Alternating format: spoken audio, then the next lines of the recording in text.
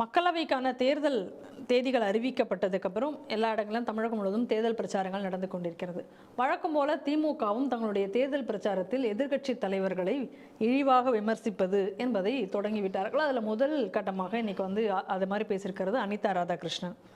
அவர் மோடியை மிகவும் தரக்குறைவாக, மிகவும் இழிவாக, அந்த வார்த்தைகளை இங்கே சொல்ல முடியாது, அந்த அளவுக்கு மோசமாக விமர்சித்து பேசியிருக்கிறார். இதற்காக வழக்குகளாம் கூட கொடுத்துருக்காங்க. இந்த சம்பவம்லாம் நடந்திருக்கிறது. அதே போல் உதயநிதி ஸ்டாலின் ஏற்கனவே தமிழகத்தில் எதுக்கெடுத்தாலும் மத்திய அரசை குறை சொல்வதுன்னு ஒன்று வச்சுருக்காங்க. அதனுடைய ஒரு பங்காக இந்த ஜிஎஸ்டி பற்றி இவங்க பேசிகிட்டே இருப்பாங்க. ஜிஎஸ்டி மூலமாக தமிழகத்திற்கு பணம் வரவில்லை, மத்திய அரசு தருவதில்லை அப்படிங்கிறத எப்பயும் சொல்லிட்டே இருக்கிறது. அதுக்கு என்ன சொல்லிட்டு இருக்காங்கன்னா, ₹1 எங்களுக்கு 29 காசு தான் வருது அப்படிங்கிறத திரும்ப திரும்ப இவங்க சொல்லிக்கிட்டு இருக்கக்கூடிய ஒரு பிரச்சாரம்.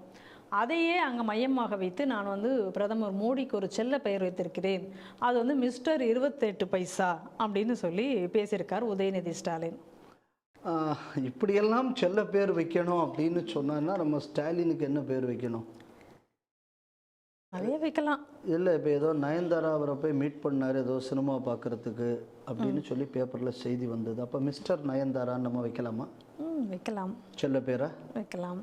சரி, இவருக்கு அப்புறம் துண்டுச்சீட்டை பார்த்து தப்பாக படித்ததுனால மிஸ்டர் துண்டுச்சீட்டுன்னு பேர் வைக்கலாமா?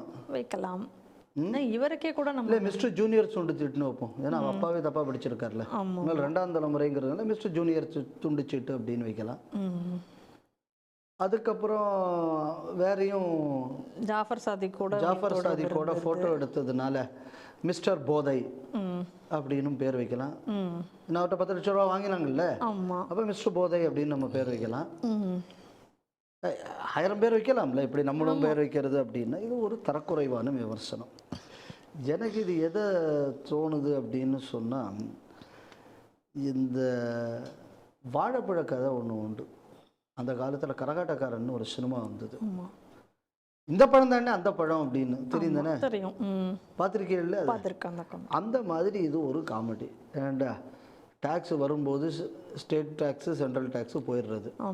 50% முதல்லையே உங்களுக்கு வந்துடுறது. அப்போ உங்கள் 50 வந்துருச்சு இல்லை? இப்போ பாக்கி 50. சரி, அந்த 50ல் 21 உங்களுக்கு வந்துடுறது. ரைட்டா? கரெக்டு. அதெல்லாம் 50 21. அப்போ பாக்கி எவ்வளவு? 29. அந்த 29ல் மத்திய அரசுக்குள்ள திட்டங்களுக்கு அவங்க செலவு பண்ணுறாங்க. ஏன்னா நீ ஸ்டிக்கர் ஒட்டுற இல்லை, வீடு கலைஞர் வீட்டுக்கு திட்டம், அது எதுலேருந்து வருது? மோடியோட ஆவாஸ் யோஜனா பணத்துலேருந்து. அதில் தானே நீ ஸ்டிக்கர் ஒட்டின. வீட்டுக்கு வீடு தண்ணி கொடுக்கறது ஜல் ஜீவன் திட்டம், அது யார் பணத்தில் வருது? மத்திய அரசு பணத்தில். அதுக்கு நீ ஸ்டிக்கர் ஒட்டுற. ஆமாம், எல்லாத்துக்கும் நீ ஸ்டிக்கர் ஒட்டுற. ரேஷன் அரிசி அது அங்கேருந்து வருது, அதுக்கும் ஸ்டிக்கர் ஒட்டுற. நீ ஸ்டிக்கர் ஒட்டக்கூடியதெல்லாம் இருக்குது. அப்போ இதுக்கெல்லாம் அந்த பணம் வேண்டாமல் செலவு பண்ண? கண்டிப்பாக. ஏன்னா நீ உனக்கோ சொந்தமோ ஒன்றும் தெரியாது, உனக்கு ஸ்டிக்கர் ஒட்டுறதுக்காக அவன் யோசிக்கிறதுக்கு அவனுக்கு ஒரு 29 பைசா கொடுங்க. அதுவும் தனிக்கு அவன் செலவும் பண்ணுறான். ஆமாம், செலவு பண்ணாமல் இல்லை, அந்த செலவு பண்ணுறதுக்கு நீ ஸ்டிக்கர் ஒட்டுற. ரைட்டா? இப்போ பாருங்கள், 50% ஆல்ரெடி வந்துடுறது, அதுக்கப்புறம் 21% வந்துடுறது, 71. அப்புறம் அதிலிருந்து வரக்கூடிய ரோடு கீடு இது எல்லாத்தையும் அனுபவிச்சுக்கிறோம். ஆமாம். அதுக்கப்புறம் மிஸ்டர் 29 அப்படின்னு சொன்னால், உன்னை பார்த்து மக்கள் வேறு ஏதாவது 9ன்னு சொன்னால் அசிங்கமாக இருக்காது? இதுலேயும் கூட அவருக்கு கரெக்டாக சொல்ல தெரியல. மிஸ்டர் 28 தான் சொல்லியிருக்காங்க. இவங்க சொன்ன அந்த 29 பைசாவையும் கூட இதில் கரெக்டாக சொல்லலை. அது எப்படி சொல்ல முடியும்? நீங்கள் யோசிச்சு பாருங்கள். அதனால தானே இதெல்லாம் தெரிஞ்சது தான். அவரை மாதிரி இருக்கிறதுனால தான் எங்கள் வீட்டு குழந்தைகளுக்கெல்லாம் நீட் எக்ஸாமில் பாஸ் ஆகாதுன்னு சொன்ன காரணமே அதான். கரெக்டு தான். புரிஞ்சுதா?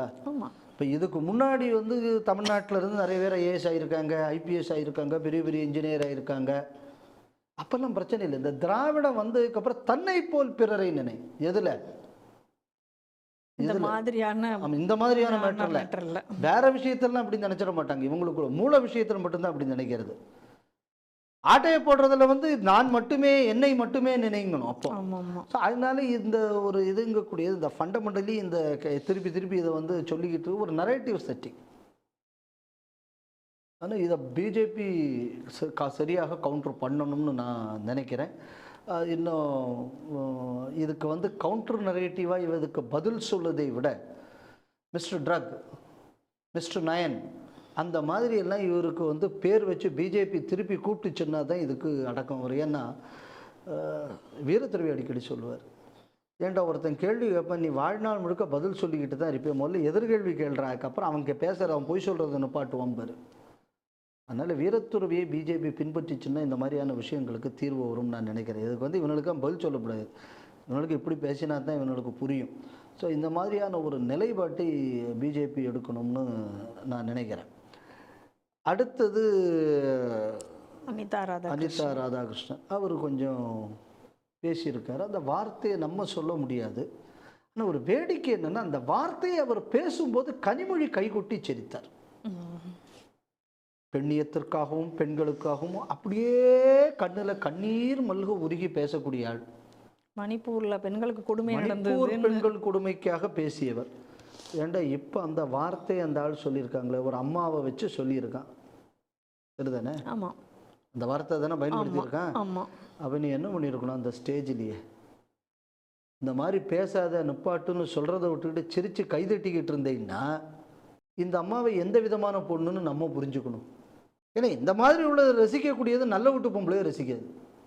பெண்ணியத்தை பற்றி பேச இவங்களுக்கு என்ன அருகதை இருக்குது? இது முதல் முறை இல்லை. இவன் கட்சி ஆரம்பத்திலிருந்தே இப்படித்தான். அந்த அண்ணாதுரைன்னு ஒரு ஆள் இருந்தான், பானுமதி படிதாண்டா பத்தினியும் அல்ல, நான் முற்றும் துறந்த முனிவனும் இல்லை. எப்படி? அதுக்கப்புறம் இவங்க அப்பா முரசொலியில் சொன்னார் அப்படின்னு சொல்லி இவங்க அண்ணன் ஸ்டாலின் மேடையாக பேசினார். என்ன பேசினார் அப்படின்னா, ஜெயலலிதாவுக்கு பகலிலையும் ராத்திரியிலையும் என் ஞாபகமாகவே இருக்கிறார். சொன்ன உடனே அம்புட்டு பயிலும் கைதட்டினான். இந்த கட்சியோட ஸ்டாண்டர்டுக்கு சொல்கிறேன். அதுக்கப்புறம் இன்னொரு பய, இந்த மெட்ராஸில் ஒரு சைதா பேட்டையிலிருந்து ஒரு பய அண்ணின்னு சொல்லி குஷ்புவை கூப்பிட்டு, அதே மாதிரி அந்த சிவாஜி கிருஷ்ணமூர்த்தி அதே மாதிரி மட்டமாக பேசுறது. ஸோ இது திமுகவுக்குள்ள மரபு. பொம்பளைகளை அவமானப்படுத்தி பேசுறதுங்கிறது திமுகவுக்குள்ள மரபு. இல்லைன்னு சொன்னால் இடுப்பு கிள்ளு நான் ஒருத்தன், ஒரு திமுக அமைத்து அந்த அம்மா வந்து கம்ப்ளைண்ட் கொடுக்குது. கொடுத்த உடனே கம்ப்ளைண்ட் கொடுத்து அந்த அம்மாவை கட்சியை விட்டு நீக்கினாங்களா இல்லையா? ஆமாம். அதனால தான் இவனுக்கு வந்து நீங்கள் எப்போ பாருங்களேன், திருமாவளவன்லாம் இவங்க கூட சேர்ந்துருக்கிறதுக்கு காரணம் இதுதான். சரக்கு இருக்குது, முறுக்கு இருக்குது, அந்த ஜாதி பொண்ணு இந்த ஜாதி பொண்ணு எங்கால தான். ஸோ இவனுக்குள்ள சிந்தனையே என்னென்னா, பெண்களை போகப் பொருளாக பார்ப்பது தான் இவங்க சிந்தனையே.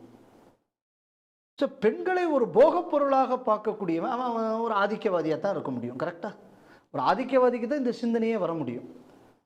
ஸோ அந்த சிந்தனையில் இருக்கிறவன் வாயில் இந்த வார்த்தையை தவிர வேறு எந்த வார்த்தை வரும் நீங்கள் நினைக்கிறீங்க?